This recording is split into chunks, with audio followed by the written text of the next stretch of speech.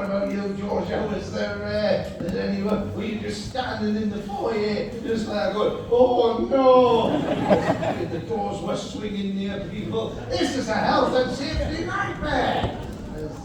No, probably not. What the hell is it? Oh, sorry, you've got your, I just looked down and you've got sort of glittery bits on your bag, and they've perfectly caught the lights like that. You see those silver bits there? Like that. I genuinely thought your shoes just lit up there. Oh, that's happened, or I'm having a brain hemorrhage. Anyway, so it's quite an unusual combo that's happening there. You've got fancy glittery bag and then a slipknot top on. Oh, I see. What is it? Oh, I see. It's the Grim Reaper with as in lady form. Okay, so I take that back. It looked like you had some sort of Louis Vuitton down here and then Slipknot up top, which is an unusual combination. But now you pointed it out, I feel a fool. It was the worst faux pas at the Lancaster Fashion Week. So anyway, take it you like the Slipknot? No, of course not. Why would you wear the top? I met him, I worked with him. Corey, yeah, he's a very lovely man. Not what you'd expect from a hard rock crazy bastard. Lovely. Anyway, not the best showbiz story ever, but did you ever see the Slipknots? Yeah. Did you? Yeah. Oh, of course you do. Everyone else is going. No. We did, and we don't give a shit. I was starting to think that you should, I was going to make you my sort of like barometer, but every time I look, have you backed into the box there? What's going on up there? I can't even, oh right, okay, I see, that's weird. I don't know what's going on with my eyes tonight, because he's got glasses, he's put his glasses on the top of his head, and I looked up, and it's like he had shiny horns. You're part of her Slipknot tribute act down there. She's got right up shoes and you've got metal horns on there. That's why I'm sitting in the box box, because Georgia said that it was a health and safety nightmare in case I use my metal horns.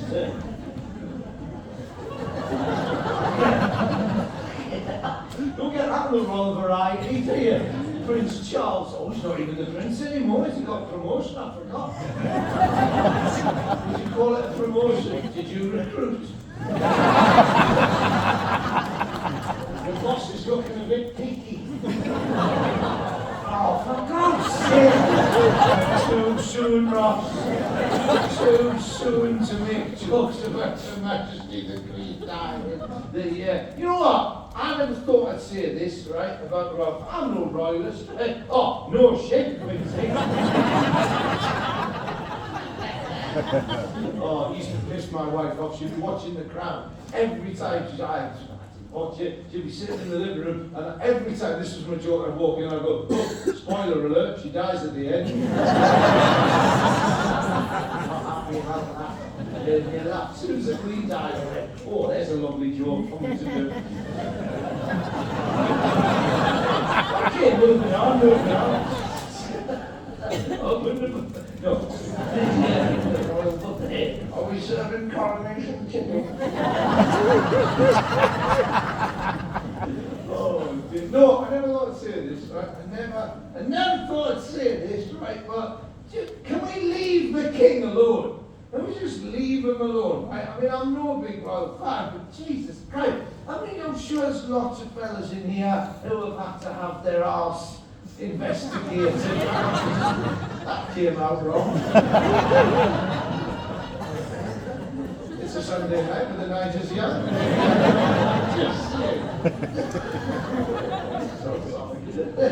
I'm just saying, right? If you'll get the old camera up the arse there, the old prostate checked out, you know, you might tell a selection of friends and family, you know. But I was watching the news, I was watching the satellite news.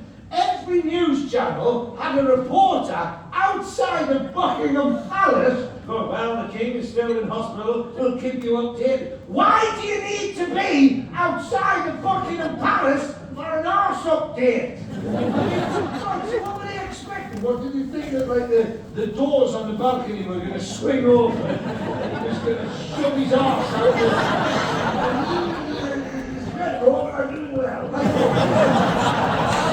Leave the man alone, for God's sake. You need to know what's going on with these downstairs unmentionables. It's ridiculous. I mean, let's be honest, if they cut to live footage of the Endoscope, I would have watched it. I'll be honest. You all would. And we've got live pictures coming in now. Wonderful scenes here as the wonderful scene. The crowd are gathering now to catch a glimpse of the regal rectum. Here it is now, the Endoscope appearing, making its way.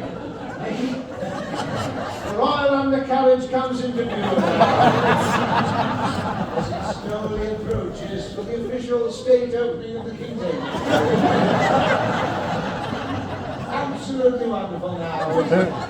It's about to enter what's known as the throne room. There we go, everyone's very regal there. Look at the page boys holding back each button.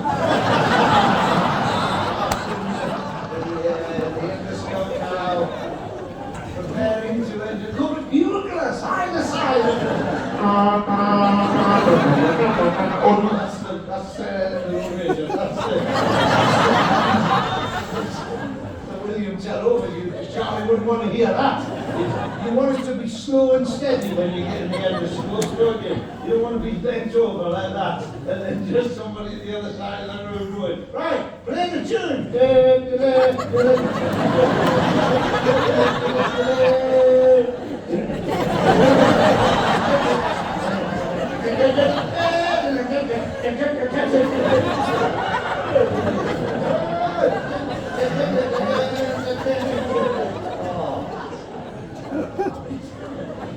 Wait for the commemorative coin. It is, isn't it? You know, most coins it's side on like that, isn't it? Very dignified. That is Endoscope. Just be great like that. Off to behind one Endoscope with the thumbs up. I'm not too far. Now we see the King's prostate coming into view. Wonderful. Absolutely wonderful. Normal prostate looks like a walnut. Here's solid gold with a walnut inlay. Absolutely marvellous. Passed down from his father before him. Never has a royal prostate received this much attention since Andrew was on Epstein's Island.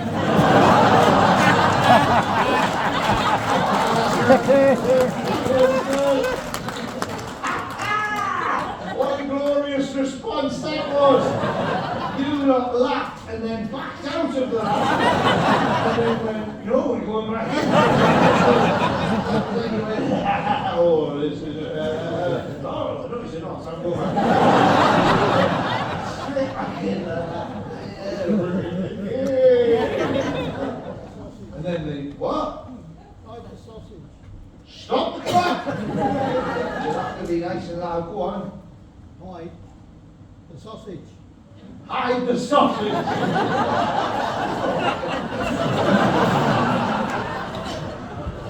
I mean, I know he was wrong in that, but I think it was more of a massage situation than a sausage stories type of thing. Thanks for your info. That's it, thanks for your info.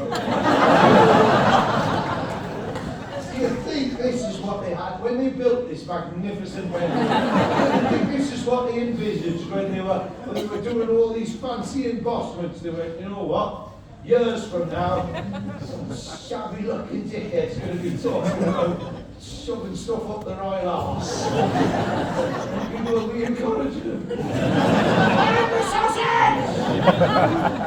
That was like you were shouting out requests then. Find the sausage! Here's a little song you might remember. When I was on Epstein's Island.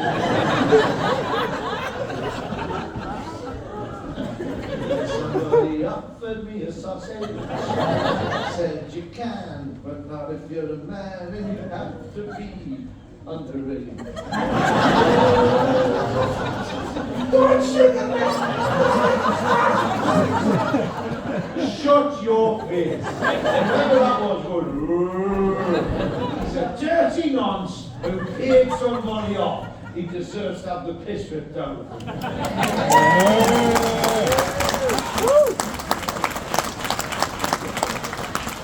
Wow! Who knew that was... You know what? I can't think why they keep not offering me the Royal Variety. That's not true, they do, and I can't say yes to it, because I wouldn't trust myself. Imagine how much I could do it if they announce it. And the host of this year's Royal Variety performance is Ross Noble, and I'm watching this. Watching this. This will be good. He comes in, there's the keeper. Oh, I'm glad you're sitting down.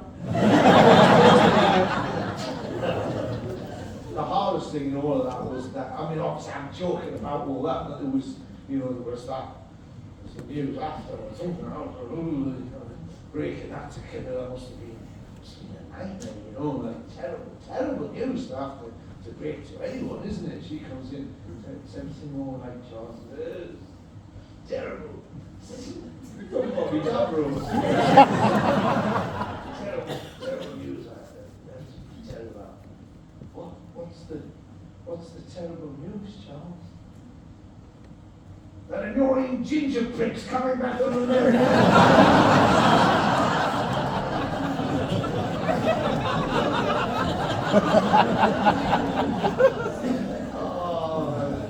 I'm not quite sure where you stand on this one. Can I just explain something? Oh, I just spat all over the stage. I just explain something. Andrew is dodgy as fuck.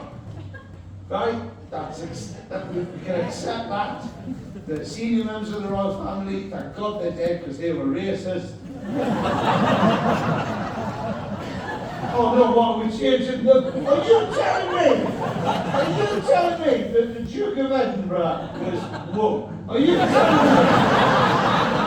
Because everything that ever left that man's mouth was racist. Even things that he didn't intend to be. There was... No, do you remember when he crashed the Range Rover? Oh my God, what was he, like 112 or something? He was still driving around in a Range Rover, he flipped it over, and he crawled out. He already looked like a zombie. I mean, the poor woman that he smashed into, she's like, oh shit, there's been a terrible accident. Oh, fuck, that man's dead.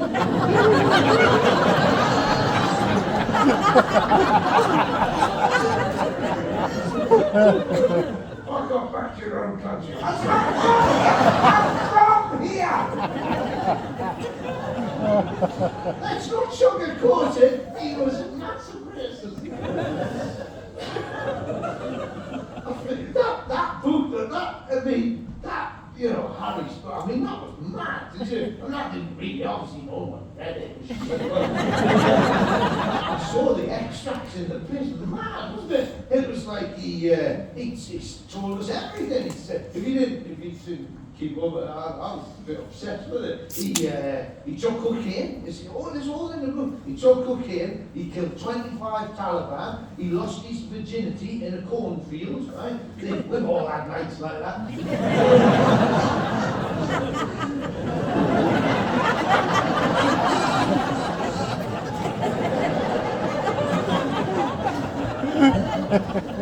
Dressed as a Nazi. Got that out of his granddad's wardrobe.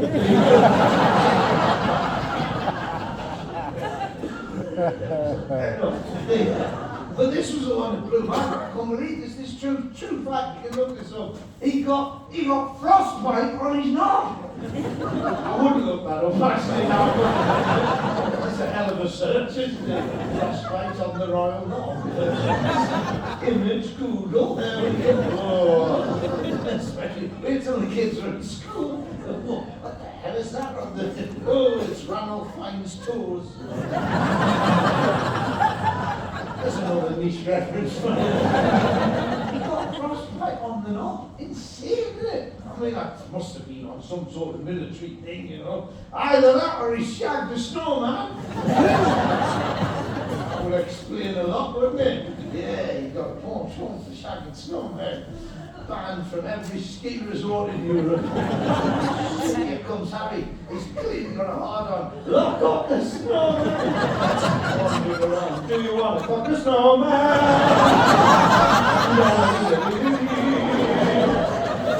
In the air we can hunt the snowman.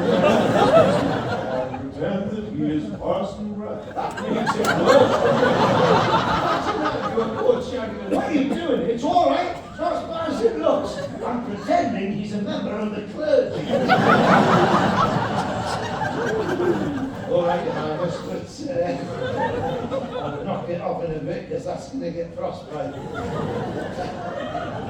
It's good to know, isn't it, if you're ever drunk and disorderly in the street and you ever get caught by the police with no trousers or pants on and you're sitting there in a puddle of your own piss and they just go, we're going to arrest you, you go, oh, 5 minutes ago that was a snowman.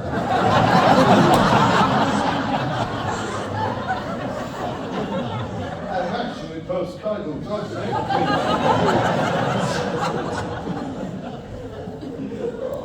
Yeah, I think the big scandal though, when it came to the Harry and them, I think he got one of them snowmen pregnant. I think they hushed it up, you know, they thought the public would be outraged, you know. But Duke of Edinburgh wasn't, he was like, oh well, at least the baby will be white. Shaggy faces! That was some busy good. Just crossed the line. Wow, that was really some people like that. They do it. Oh, it's just no bastards. Handed back my Duke of Edinburgh awards. Even better. Did the judge, oh, I can't even speak now. Did they do, oh my God, I said, did they do before you start?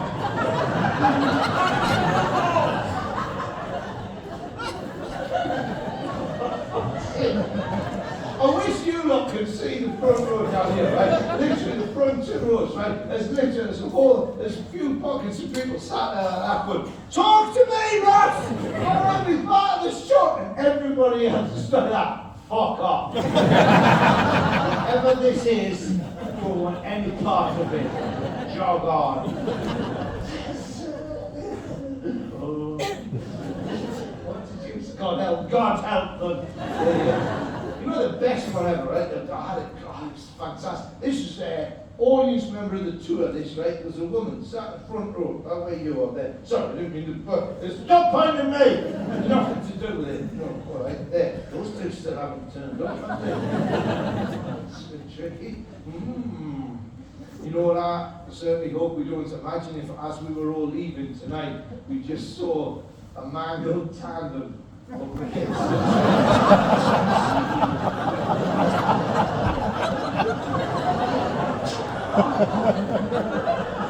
Sorry. I'm not going to lie to you tonight. This has been the wrongest show. Oh, this is skated into some unusual. Just one member of the goodies who's still alive.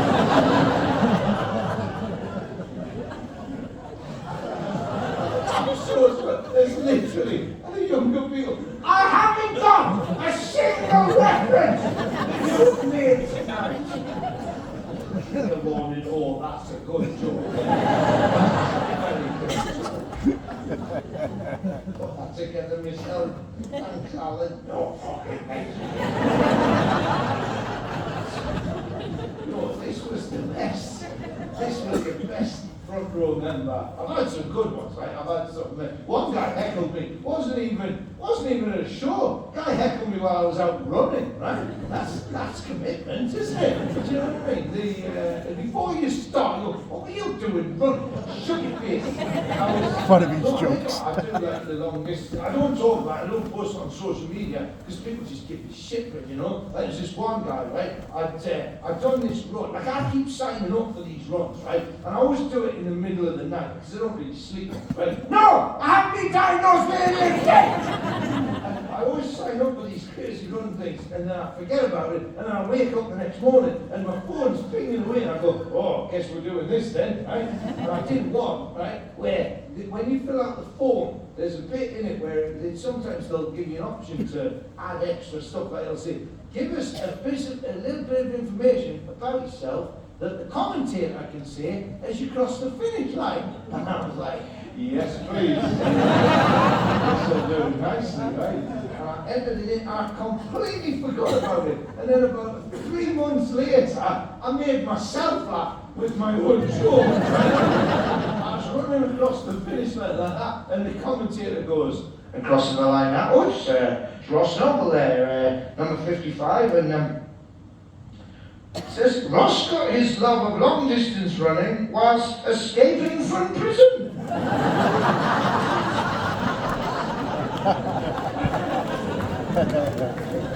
There was another one where it said, give us a suggestion for one of the pre-race warm-up tracks, right? I went, yes, please. And I put it, there must have been a millennial who didn't get the reference and just loaded it up, because we were there about 15, 20 minutes before the start of the race. Everyone's got like, keep on running, like, don't stop me now. Right? Me and my mate was stood there like that. All of a sudden on the speakers across the whole of the bit there like that, and he stood there and he went, what's the matter, you?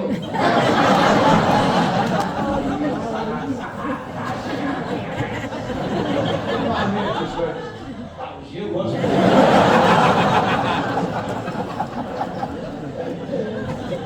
I did this one run, and it was, basically, I did this run, and the fellow that ran, he said, oh, can you put it on your socials and that? And I was like, I didn't want to, but he's a nice fella. And he said, you know what, just to get the word out about the event. And I went, all right. So I took a photograph, right? Thought nothing of it. That night, I was walking to my show, right? And I was walking along, and there's a fella and his wife appeared next to me like that. And he goes, all right, Ross. And I go, hello. And he's I can't remember his name, John, but he goes, this is my wife. I said, hello. He said, we're coming to see you tonight. And I went, oh, brilliant. Okay, we're chatting. Oh, perfectly fine. And then he just said, he goes, I looked on your Instagram today. Do you do like a crazy marathon thing through the hills this morning? And I went, yeah. And he went, what? And you're going to go on stage for like 2 hours and like dance around, like do a full show after that? And I went, yeah, I've got quite a lot of excess energy. No, I haven't been diagnosed. Yeah, I said, yeah, I'm going to do that. That's just what I do. And he turns to me, cheeky bastard, and he went, you don't look like a runner. I should have gone, oh, fair enough, more to it, but I didn't. You don't look like a runner. I just couldn't. Straight away, didn't even sense to myself, well, you don't look like a man who can attract a wife, but here we are. Over there. So anyway, so I got heckled by this bloke. I was doing a park run, right? Park was here, it was Saturday morning, running around. And the night before, right, hang on, we've got to go back and fucking hell. This is like the stand-up version of Memento. That's a film you can go never know. Aren't those sweets that you put in your coke? That's Memento. Anyway, the point is, so I was doing this, so I did this run right in the morning, and there was this woman in front of me, and she had the weirdest running style I've ever seen. It was bizarre, right? So she's running a lot, right? Just perfectly normal, right? And then I noticed that her shoulder started doing this, right? I thought, that's weird, right? And I was running behind her, and she's running the shoulders, and not all the time, just every now and again, just like that. And then the head would go like this. So she's running and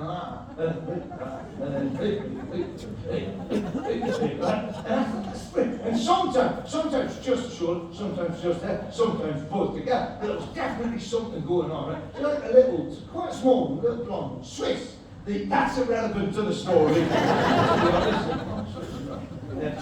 Told her on her own. She has a cuckoo clock on her. She had Dignitas on the back of her. The reason I'm looking for, probably now.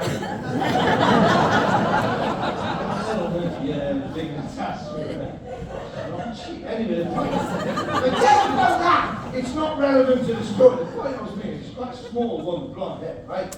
She was Swiss. I said, it doesn't matter. Anyway, she's running along. She's going like this, right? And I'm running behind her. I'm thinking, what is good? And I become a bit obsessed with it. He was just running, just giving it this the whole time. What is going on? And then it dawned on me. The reason she was doing it is because she was running. She couldn't see what was behind her, but I was breathing like this. And she was like that. Obviously freaking out, because she didn't know that I was part of the official event. I could have just been some random nut job who jumped out of the budget.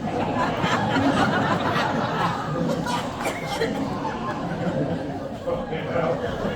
Someone's let loose a wellness guru.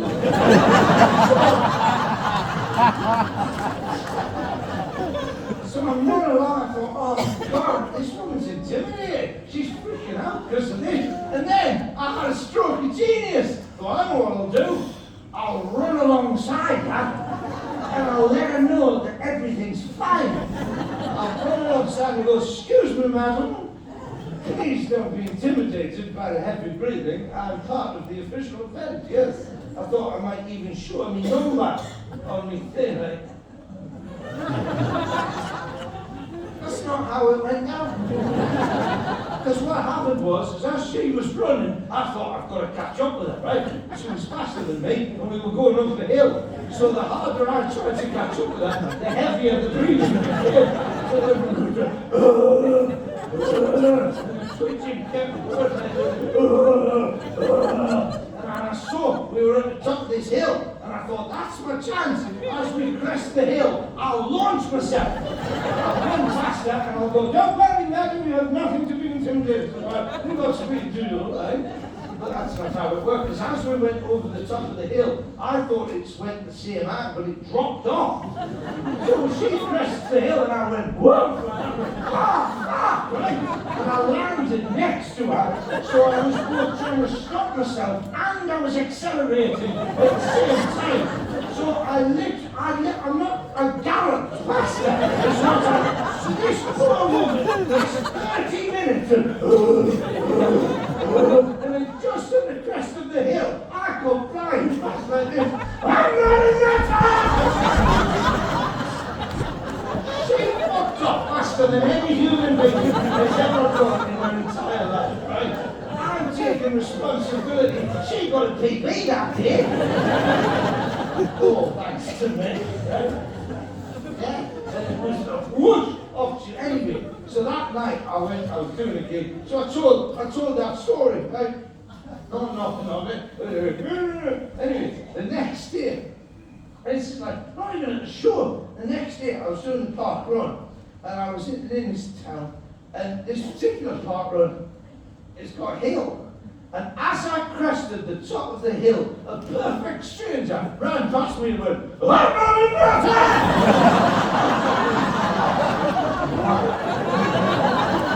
Kudos to you, sir. And I found out later, right, how cool is this? I found out later, this fella was one of the fastest blokes in the whole of the town. And he gave up on getting a personal best that week, because he saw me, remember, he went, and he knew where the hill was. So he followed me for the whole race. Apparently he was behind me for like 20 minutes, literally giggling, just giggling. And at the hill, he went, oh no, that's commit. That's how the heck of it. That's how you do it. Oh, the hill, brilliant. Yeah. And I know some of you probably think, Ross, but what about that poor woman that you intimidated? She might be put off running because of your carry-on there. Well, just, yeah, don't you worry. Well, actually, I saw her at the end of the race. She finished, obviously, hours before me. And I made eye contact with her. I thought, I know what I'm going to do. I'm going to run over there and I'm going to go up to her and I'm going to say, I'm sorry about all that madness that happened in the woods. I'm not a wellness guru, you can relax. I'm just saying, right, I'm sorry about that, and I'm just, and I'm so sorry about it. I just thought that's an easy way to make sure everything's fine. But it didn't work out the way I planned, because I made eye contact with her, and I was like that, going, yeah, I'm coming to talk to you. Yeah, like that. She's looking at me, going, why is he looking at me? And I'm going, yeah, don't you worry, I'm going to make this right. And as she was looking at me across the finish line, and the tannoy system went, Ross got his love of long distance running whilst escaping from prison.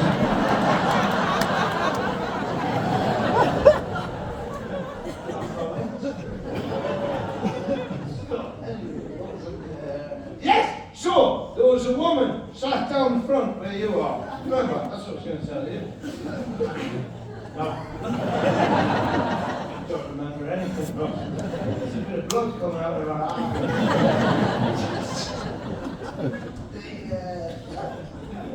You know what? You know there's some, like it doesn't fuck me up at all. If people shout out, whatever, it's all good, you know. But I'll tell you who you don't want to fuck about with, right? And I was playing the same venue as this fella in Australia just before Christmas. Man, I couldn't believe it, right? I was playing this big venue and there's a poster up, coming soon. I couldn't believe this, right?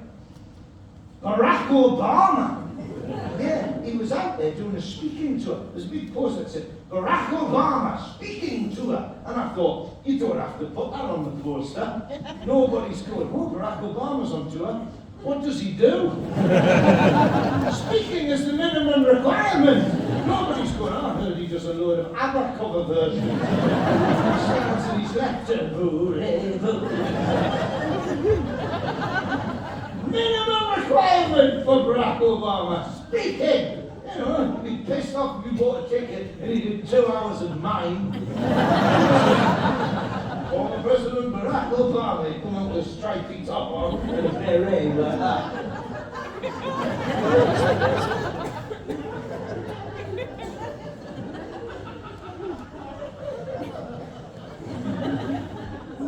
Some of you are genuinely intrigued. Opened the door then and went, ooh, what's behind the door? I don't know, you'll have to come and see Barack. Second half's a bit shit, he's just trapped in a box for an hour.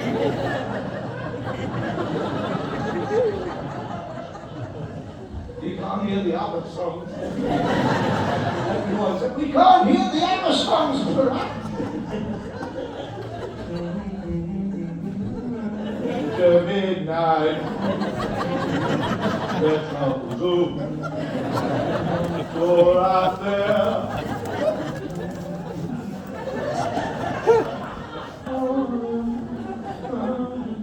You wonder what? Water, facing blue. That's hard to do quickly. No, hang on. Wait. This was out the box and I was still muffled. Hang on. You've got a big pillow above the... big fluffy pillow, he shuts his head in.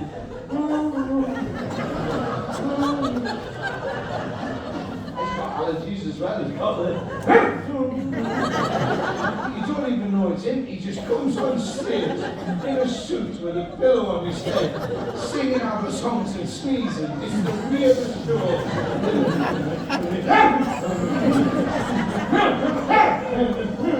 His feathers fly off the side.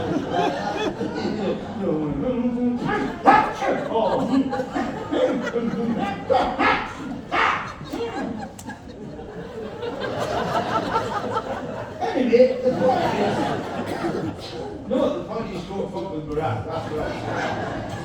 Yeah, because he's still got the Secret Service, yeah, you start with that shit like that. Zorro! You've got a sniper up there, yeah, and you just go like that, you go, Zorro! He's holding your head like that. Fucking hell, shot in your face!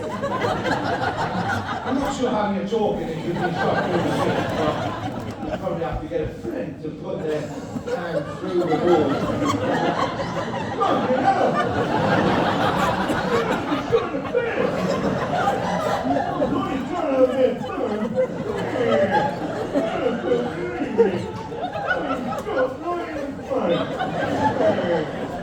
Oh, but hang on a second. I'm only doing that voice because this character's got no teeth. That's not in case you look, that's not politically correct.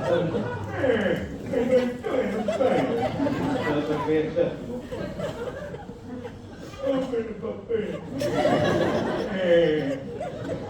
Let's play people on the bus.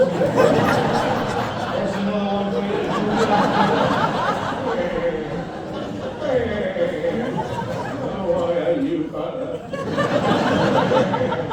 That bastard maybe had 20 minutes ago.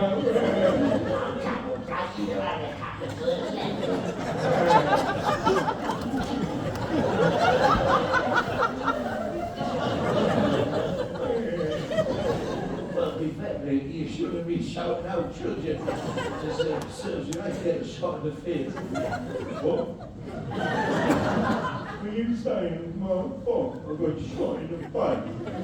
I'm just saying, he did have a sniper. That's just typical of you. Always undermining me. I didn't mean to.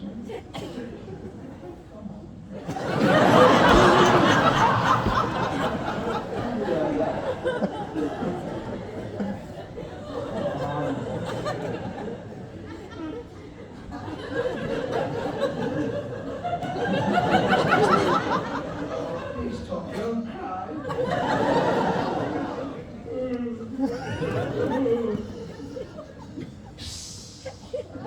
That's the slogan.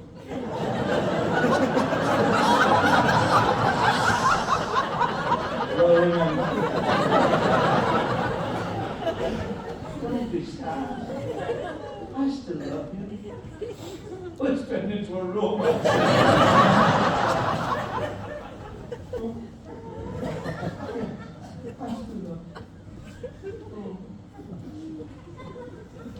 Oh, this marriage was over. But you still care. Yes, I still care. I still love you. I love you too.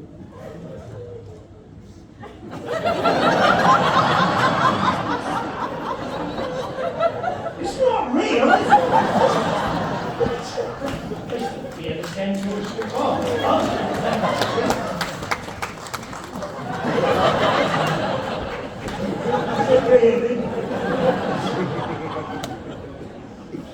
I seem to enjoy it. Not all of them.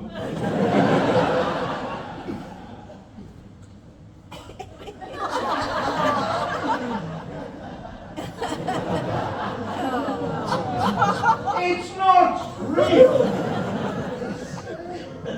He stood sat with a hole through his head like that. Thing is, Barack wouldn't even know that you'd been shot in the face, because the bloke behind you would be looking through the hole. And you just go, oh, that fella's got a deep face. Come on, Margaret, we're leaving. If you do storm out of the gate after being shot through the face, do it slowly.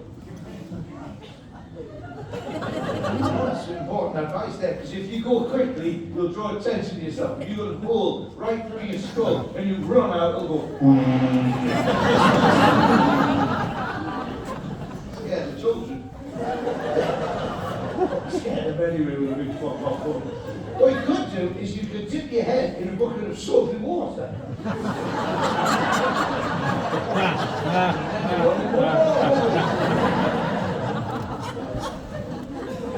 Find something out to you people, right? When this show's finished, you get to walk away from it. You get to go back to your villages and farms. I've got this shit knocking around in my head 24 hours a day. I've got him in a hotel tonight, right? Because spare thought for my wife, right? I talk in my sleep. What do you want that's like for her after a night like this? I'm there like that, she's lying next to me and I'm good. Oh! Free Palestine! Free Palestine!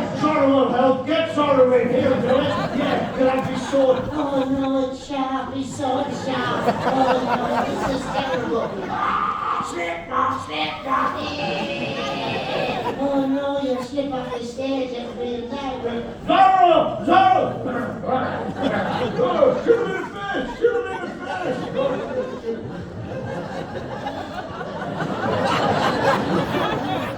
That's still, was it?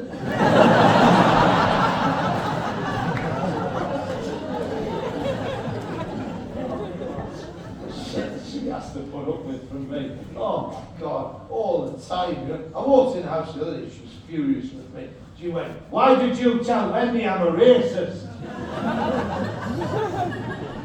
have no memory of this. And I went, oh no, I didn't. I implied you were a racist. Like, woman on the school run. That's a hilarious joke. This woman got no sense of humour, tells my wife, and then I'm in the shit because she's a dickhead. You know what I mean? All I said was, right, was because my wife's got a frozen shoulder, right? She's got this frozen shoulder, and I shouldn't laugh, but I do. And I laugh at the pain, she said, I laugh at the fact she refuses to accept the fact it affects her life. When it does, right, she can barely lift her arm, but that's why she can lift the arm. So when she's driving, she's basically, like, she's fine with this arm, but this one's just, she can basically only turn right. So do you want me to drive? I'm fine to drive! I'm like, where are we off to? Round the block again. She got this close shoulder. And oh, that was the thing. I said to her, I said, look, can I help you? Can I just help? Whatever you want me to help you with. And she's into horses, my wife. And so she said, she goes, yeah, you can help the farrier, right?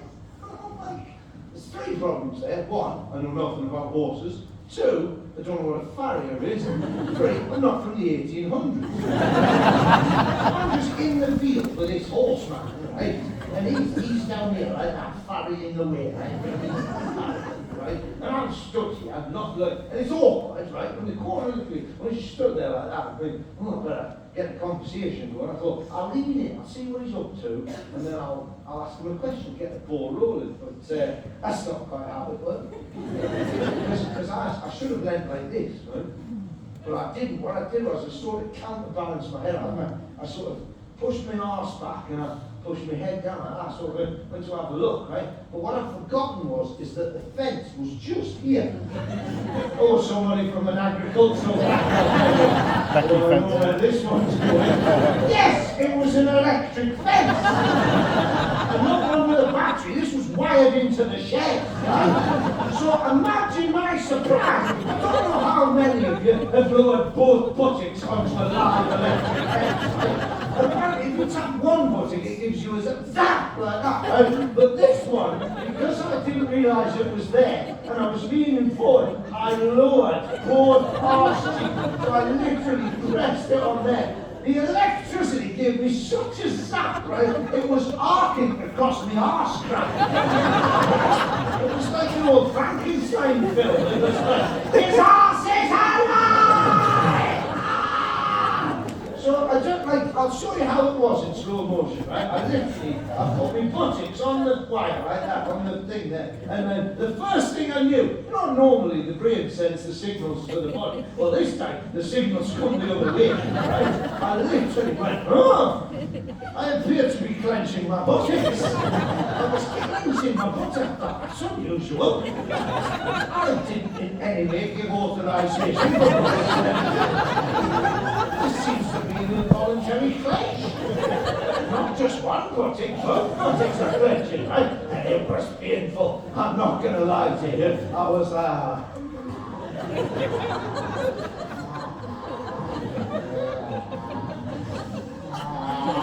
and the buttocks got tighter and tighter until they could clench no more. And I thought, what's going to happen? What's going to happen? The buttocks are as tight as they've ever been. And it turns out your arse muscles go right, they're connected to the backs of your legs, right? So then the legs started to go, hey.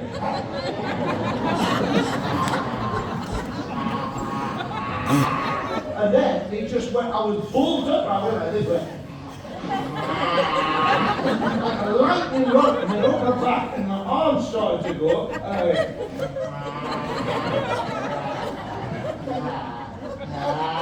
and I looked down, and I was quite aware that I was this high off the ground, and I was just moving forward. This is all in slow motion, obviously. I'm not going to lie to you, I genuinely thought the rapture had happened. I thought I'd become an angel, because I was in this position, and I was ascending like that. Making a heavenly, and lo, the Lord did call upon righteous men, and they did know that they were righteous, for their buttocks began to clench, and they did rise up to the heavens, to the heavenly Father. That's how it was in slow motion. Now let me show you how it happened in real time. You ready? That's how it happened in real time. Let's take a moment to remind ourselves where the farrier was in this situation. That's right, he was squatting down at this end, wasn't he? Farrier over here. So imagine everyone's surprised when we just really down towards him, thrusting me cock and balls. Well, the schoolroom style, and he's now at that point, you make everyone in this room would freak out, wouldn't you? You go, You know what this fella did? Nothing. He went like this, he went, huh? And come on. Now I'm the one freaking out. I said, what did you, hey, fucking arse on the electric fence. I was more like that, his face, he said, put the arse on the electric fence. He looked up and he went, huh? Wonder what that was about. I said, well, what did you think was going on? You hear what he said? This was like to me, he went, I thought you were doing one of your comedy skits. Comedy skits? Not causing skits. And in fact, he thought that I was stood there, two men, in an awkward situation. I thought, oh, I like the mood here. I know, I'll do one of the hilarious comedy skits. But which one would be the most appropriate? Oh, I know, that one where I leap through the air, thrust my cock and balls in the street. That's always a crowd pleaser. He thinks I just come on stage and go, ah! This is themselves that is true on this occasion, but imagine if that became my signature thing around the world. People are just, oh, you've got to see that Ross, nobody does that. Ah! People in cars in the street, Ross, ah! Me, a lot of us going, this is fucking me off. People in offices, I saw Ross over last night. Ah! HR, I'll go to it. Worse still, imagine that down in Texas. There's all the press lined up. Well, Ben Bob, you're the worst state killer we've ever had here in this county. We're going to execute you. They strap them in, balls.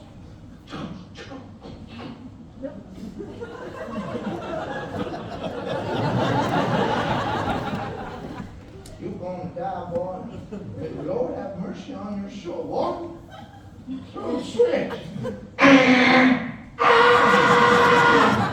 He's nicked that off Ross Noble. Anyway, the point is, she got through the shoulder, right?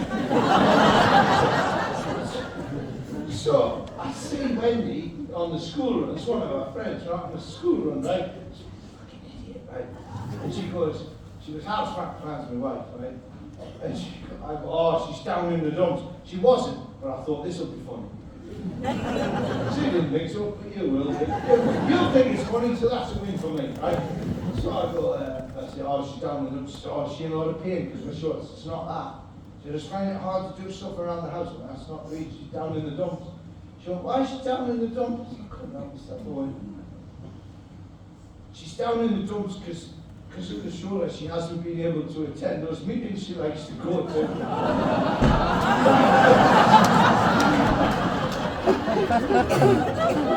She's not a Nazi! You know it's dark hasn't landed when a woman's walking away and you're going, she's not a Nazi! And then a week later I'll walk in, why did you tell Wendy I'm a racist? Did it to me too, I managed, I was brilliant. Oh man, that was an absolute doozy. We're doing an escape room, right?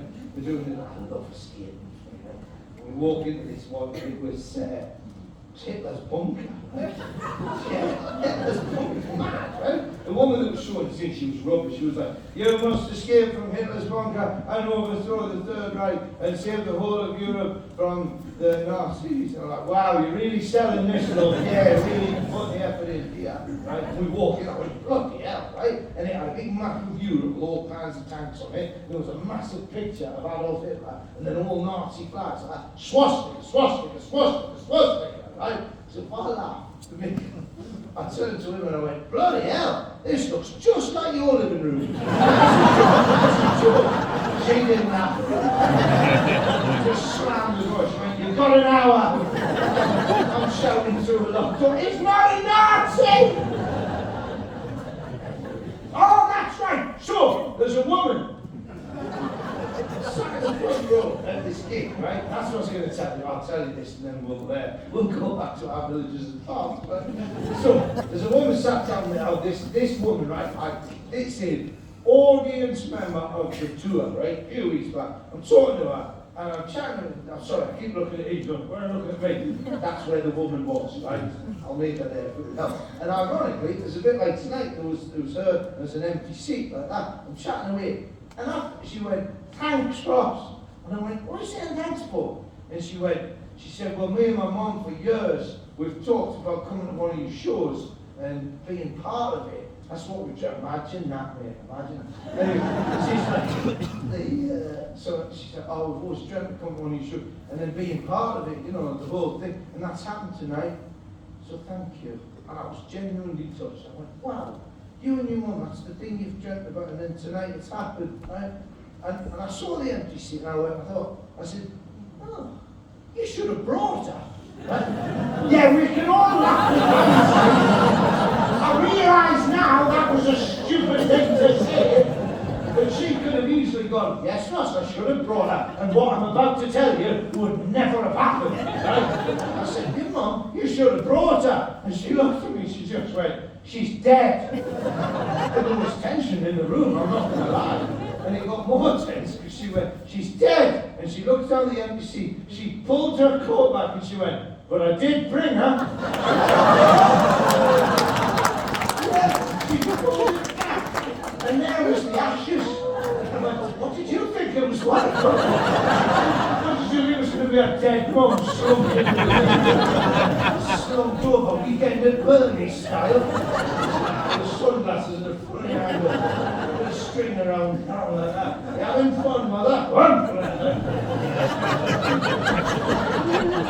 I thought it was our asses, right? And by the way, if this becomes a thing that people do at my shows, I insist your relatives are cremated, right? People pushing in open caskets, brought me granddad, brought me granddad. Yeah, everybody's face was one of them. Anyway, the point is, right, I went, bloody hell, there's your mum's ashes on the thing there. And you could tell, I reckon for half the audience were like going, oh, this is going to be fun. And the other half were going, this is the wrongest thing ever. Only they could have seen what was going to happen here tonight. Anyway, so, there's no buffet then. So, I literally went, wow, that's your mum's ashes. She went, yeah, she never made it in life, but she's made it in death, right? And at that point, a lot of comedians would have just moved on. I thought, in for a penny, right? It was always a dream to be part of the show, was it? She went, oh yeah. I went, do you think she would have liked to have come up on stage? Oh, shut up! You would have done the same thing. And be part of the show. Oh, she would have loved it, right? And then, what was that? The order's off. Oh, no. I know what he's going to do here. He'll probably tip her all over the stage and then lay there doing a snowing joke. Of course I can do that. I've got allergies. So I said, do you think she would have been? She went, oh, she would have loved it. I went, give her, yeah, right? Give her, yeah. A year and a half ago, wouldn't even shake someone's hand in case I got COVID. Now, I'm accepting human remains. Very nicely, very much. So I'm on stage now, and I'll be honest with you, I've done a lot of gigs in my time, but I've never done it whilst holding a box full of someone's dead mum. And I was walking around the stairs like that, and I was thinking, this is a bit weird, but you know, here we are, right? Chat. Now I know this is hard to believe, I got sidetracked. And I forgot that the mum was there. I was holding them up, and I went, oh shit, I'm holding them up like that, right? And I looked down, do I hand her back? Do I leave her on the stage? Do I keep holding her? I did what was probably not socially correct, but comedically perfect. Right? I was literally holding on like that. And you would do the same in this situation. I was holding on and I just went, let me out!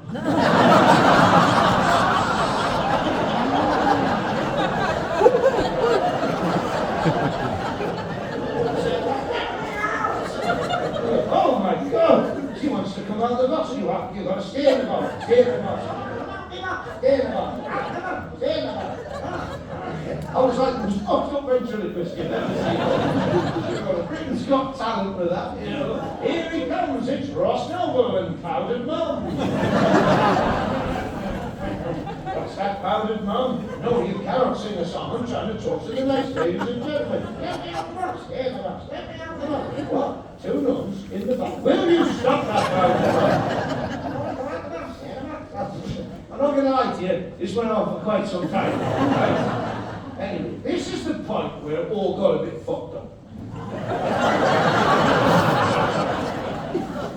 I looked down at the box and I realised there was a sticker on the lid of the box there, and it had the name of the crematorium, the date of the cremation, a barcode, and then it had her mum's name underneath like that. And without thinking, I was starting to realise that. I went, oh, stop it! What are you like, Julie? Right? And she went, oh. How do you know my mum's name? And the rest of the audience went, shit. I said what her name was. And the woman next door went, is that your mum's name? She went, yeah. And everyone's looking at me like, how, what did you do? And I should have gone, I speak to the spirit world. Or it's written on top of the box, right? But I didn't, right? I said the first thing that came into my head, which I thought was a throwaway comment, turned out was the most perfect punchline. I'm not even claiming credit for it, right? I went, oh, what are you like, Julie? She went, how do you know my mum's name? And the rest of them went, how do you know my mum's name? And I just went, oh, she's a chatterbox. Anyway, listen, that's all from me.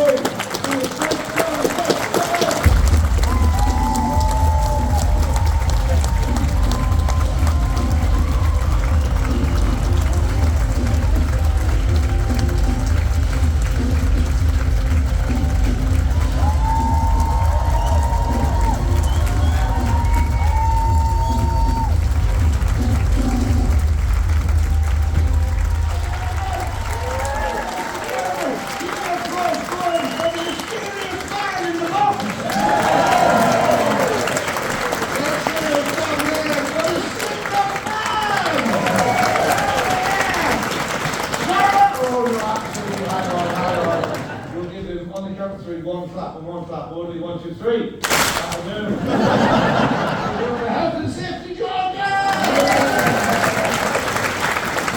Down here. Let's be together for over 50 years.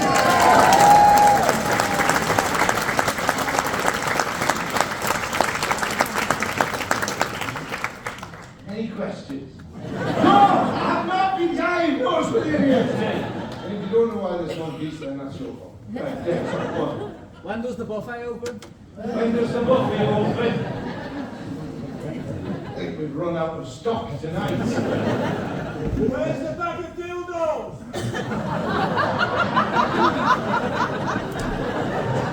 This is certainly taking a turn. I didn't know I'd won wandered into a swingers night. There's a pack of big dildos, never mind that, where's the buffet all?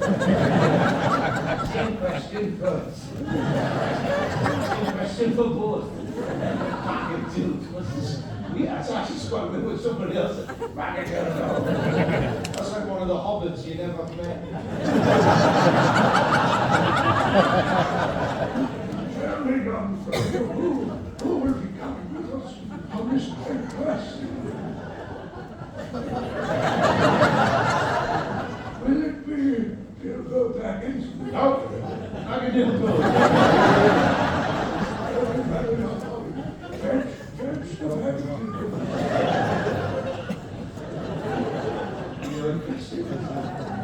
Where's the sausage?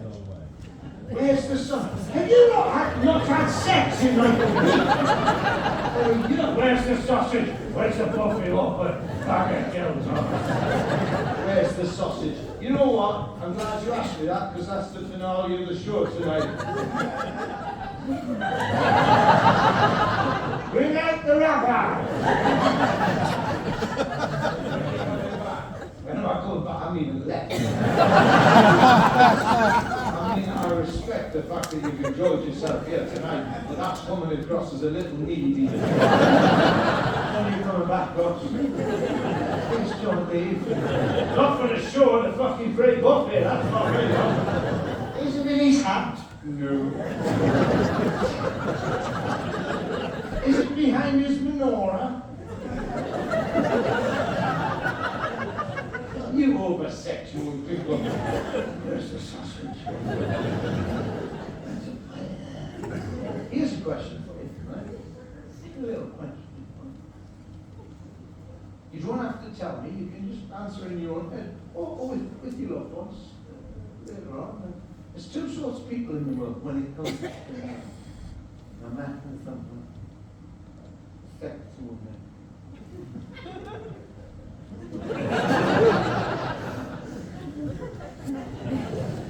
Answer this question. You can answer it in your own head, but this is just a hypothetical situation that may or may not definitely happen to me. Making sweet love, right? Sweet, sweet love. That's my style. You choose your own. You got your sexy music on. I don't know what you're into. You know, you Barry White, Marvin Gaye. Let's get it on. Slipknot. But you've got your music on, and due to the modern nature of the streaming services, your Apple Music, your Spotify, never quite sure what'll pop up next in the rotation. So if you're making sweet, sweet love over here, and what should come on next on the device but Ghostbusters by Ray Parker Jr. There's two sorts of people in the world. There's the sort of people that go, I'll stop the love making and I'll walk over to the device and I'll click to the next track. Or there's the other sort of people who go, I'm going to push through. I reckon I can make sweet love to Ray Parker Jr. It's harder than you think. You're all happy, but I could do it. That bit halfway through the song where, yeah, we can all shout to that. But that's not how Ghostbusters starts, is it? It starts with a build. And you can still get out of it at that point, but once the drums kick in, you're convicted.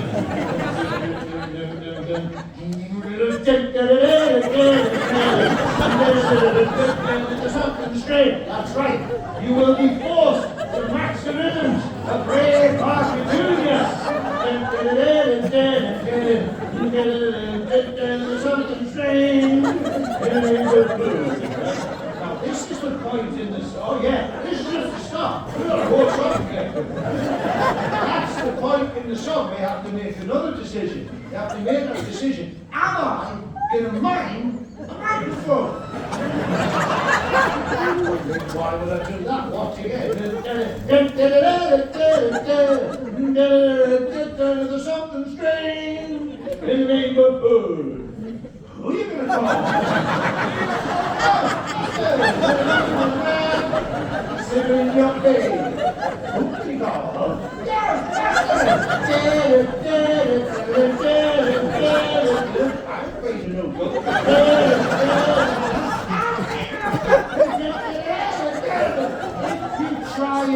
tonight. Some of you will. Please make sure that you both climb back as Great Barker Jr. sings, Best Next Fielder!